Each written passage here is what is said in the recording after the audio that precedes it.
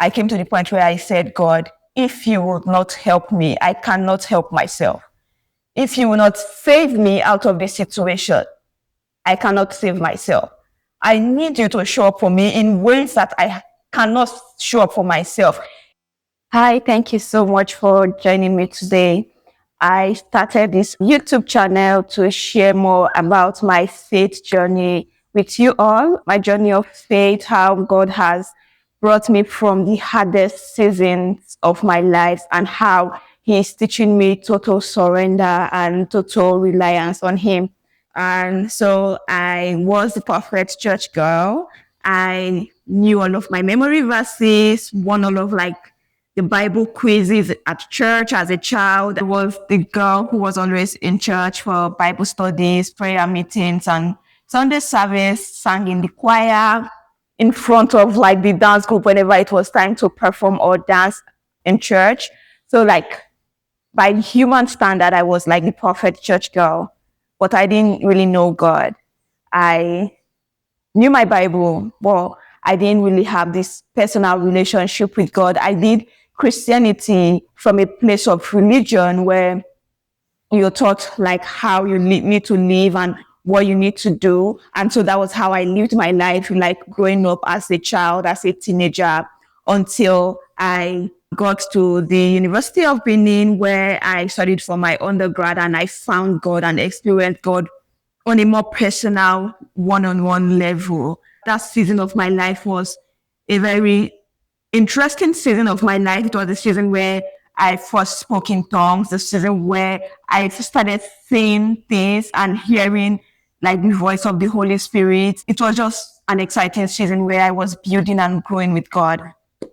Unfortunately, when I got my admission into the University of Benin, I had this goal of graduating with a first class. So all of my life as an undergrad navigated around night class, studying, morning classes, attending lectures, and then evening fellowship, going to church, going to fellowship, going for rehearsals. And so my life revolved around that. And I felt because I had dedicated my life on campus to God and my study, I deserved this first class. I put in the effort, in the prayers, I put in the reading. I was nicknamed Jacophyte by my friends, bookworm by my friends. But so when this first class didn't happen, when I eventually didn't graduate with first class, I was angry at God because I felt I deserve it. I had tied my identity to my first class. And when it didn't happen, I couldn't see another future for me because my goal was get a first class, get a scholarship to study your master's, and then go back to the University of Benin to lecture. That was the only goal I had for myself because I felt God was calling me to a place of teaching, a place where I can teach others and impact knowledge. So my life was built around that. And so when the first class didn't happen, I found myself moving away from God, seeking help somewhere else, depending on humans, depending on people, seeing which person could help me achieve my goals since I had failed. And this led me to a period where I had a relationship with someone who took advantage of me and caused me so much pain. And this I would share in another video. And because I was separated from God and entangled with someone else, I went through a period of pain and sorrow. And it took years for me to finally be able to confidently come back to God and fully surrender. And so over 10 years later, found myself in the US pursuing my MBA. And then here I am again in a class of so many intelligent people who had done great things in their life before coming for their MBA, people who are recruiting into different sectors, finance, consulting, tech, who were crushing it. And Cynthia on the other side was struggling with the cases, with the Excel tables, with networking. She was struggling. It was just rejection upon rejection, and it was just a very tiring and hard season of my life, coupled with the fact that I was pursuing an MBA, trying to get a job in the US, and then raising 2 children alone. My life was just one of so much pain until I came to the end of myself. I knew I couldn't do it anymore because there was nothing at this point that I could do. I had put in all the work. I had dedicated all of the time that I needed to dedicate, but results were not showing. So I knew that I had come to the end of myself. And that was when I finally surrendered to God. I came to the point where I said, God, if you would not help me, I cannot help myself.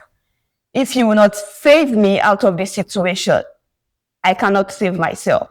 I need you to show up for me in ways that I cannot show up for myself. And did God show up? You know, what this period of my life had taught me is that God can really be trusted. Whether with many or with few, he can be trusted. Whether with just 5 loaves of bread and 2 fishes, or a mountain of fish that you have, God can be trusted. He can use whatever. And so I went through a period of recruiting after graduating from my MBA. But through this period of trying to find a career for myself, I found myself outside of a career. I found God. And God has been so faithful in showing himself strong. He has been so faithful in how he has helped me navigate this period of my life, and how my relationship with him has been so solid and strong and beautiful. My life is literally a testimony. Did God give me a job? Yeah, I eventually got a job at a non-profit that paid only as much as I can settle my house rent and then feed me and my children till the middle of the month. But do you know that with this little salary that I was receiving, God has been faithful, because there were so many times that it seemed like we cannot even survive for the remaining 2 weeks of the month, and God will just miraculously supply or miraculously provide. So I have seen God provided with so little. And what excites me about this period of my life is the time that I have to fellowship with God, to spend with God, to really build that relationship with him. I am not under stress. I'm not so proud about that, but I have rest and peace and time to spend with God. Are there days where I struggle? Yes, there are days where I am scared. There are days where I don't even want to wake up because I am so scared of facing a new day. But in all of this, in the sorrow, in the tears, in the joy, God has been there. And so this video is just to encourage you, if you're out there, maybe you're someone who had always been in the faith, but had to navigate outside of your faith because of pain and hurt, or you're someone who is facing rejection right now, or you're someone who is just tired, does not know if God would come through for you. This video is just an encouragement that God says he hears and he answers every single prayer you've prayed. It's written in a book of remembrance. All of your prayers, all of your good deeds is a memorial unto God. I read this portion of the Bible where God was telling Cornelius that all of his prayers and giving has come to God as a memorial. So there is no prayer that you have prayed, there is no effort that you have put into drawing closer to God that is not a memorial unto God. And whatever you sow, you will reap. And in God, we don't just reap in the same dimension or portion that we've sowed. We reap even in multiple folds, in 100, in 30, in 60 folds. So this is just an encouragement for you. If you are someone who has been crying a lot lately, you're someone who have been doubting lately, come to God with your doubts. Come to God with your tears, in all of your crying, in all of your doubts. Don't separate from your God, because he sees, he hears, and he will definitely come through for you. Thank you so much for joining me today on this video. I hope to share more of my life journey with you, and also encouragement and what God is teaching me on this journey with you. So stay tuned for more videos. Thank you.